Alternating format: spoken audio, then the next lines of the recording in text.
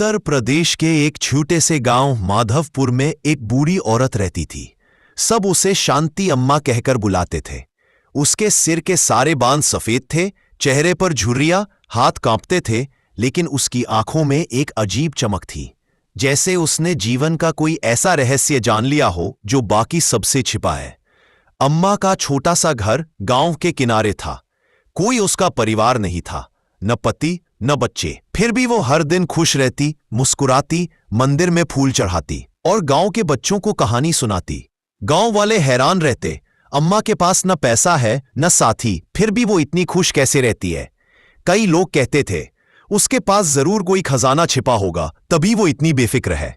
एक दिन गांव के दो नौजवान राजू और महेंद्र आपस में बात करने लगे।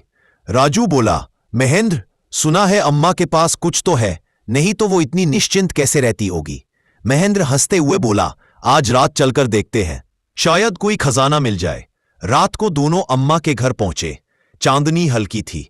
उन्होंने धीरे से दरवाजा खोला। अंदर अम्मा एक दीपक के पास बैठी भगवान से बातें। वो कह रही थी, हे प्रभु, जब तक ये हाथ चलते हैं मुझे किसी के आगे झुकना न पड़े। जब तक सांस है मुझे बांटते रहने की शक्ति देना। दोनों लड़के सुनते रह गए। उन्हें उम्मीद थी कि वो सोने चांदी की बात करेगी, लेकिन अम्मा की आवाज में सिर्फ कृतज्ञता थी। अगले दिन गांव में खबर फैल गई कि राजू और महेंद्र रात को अम्मा के घर गए थे। सबने डांटा, पर अम्मा ने बस मुस्कुराकर कहा, कोई बात नहीं बेटा, जिज्ञासा भी भगवान की देन है। राजू को अम्मा की यह बात बहुत चुभी।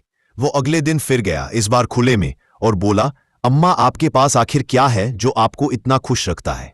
न परिवार न धन, फिर भी आप कभी शिकायत नहीं करती। अम्मा ने मुस्कुराकर कहा, मेरे पास 3 चीजें हैं, संतोष, सेवा और स्मरण। राजू समझ नहीं पाया, ये क्या खजाना हुआ।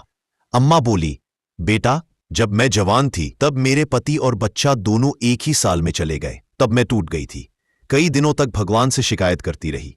फिर एक दिन गांव के एक बुजुर्ग ने कहा, अगर दर्द को बांट दोगी तो वो आधा रह जाएगा, और अगर मुस्कान बांटोगी तो वो दुगनी होकर लौटेगी। उस दिन से मैंने ठान लिया कि अब किसी के दुख को छोटा नहीं समझूंगी। रोज थोड़ा थोड़ा किसी की मदद करती रही। धीरे धीरे मैंने पाया कि मैं अंदर से हल्की होती जा रही हूं। राजू ध्यान से सुनता रहा। अम्मा ने कहा, पहला खजाना संतोष, यानी जो है उसमें खुश रहना। दूसरा सेवा, यानी दूसरों की मदद करना। और तीसरा स्मरण, यानी हर पल यह याद रखना कि जो कुछ मिला है वो भगवान की कृपा है। राजू की आंखें नम हो गई। उसने अम्मा के पांव छू लिए। दिन बीतते गए। अम्मा बूढ़ी हो चुकी थी, चलना फिरना भी मुश्किल, लेकिन वो हर सुबह अपने घर के बाहर बैठ जाती और जो भी राहगीर आता उसे मुस्कुराकर राम राम कहती। एक दिन गांव में भयंकर बाढ़ आ गई। लोग भाग रहे थे, जान बचा रहे थे। राजू ने देखा कि अम्मा का घर पानी में डूबने वाला है। वह भागा और अम्मा को गोद में उठाकर ऊंचाई पर ले गया। अम्मा ने धीरे से कहा, बेटा, अब मेरा शरीर थक गया है, लेकिन तुमने मेरे जीवन की सबसे बड़ी सीख सीख ली। दूसरे की मदद करना ही सबसे बड़ी पूजा है।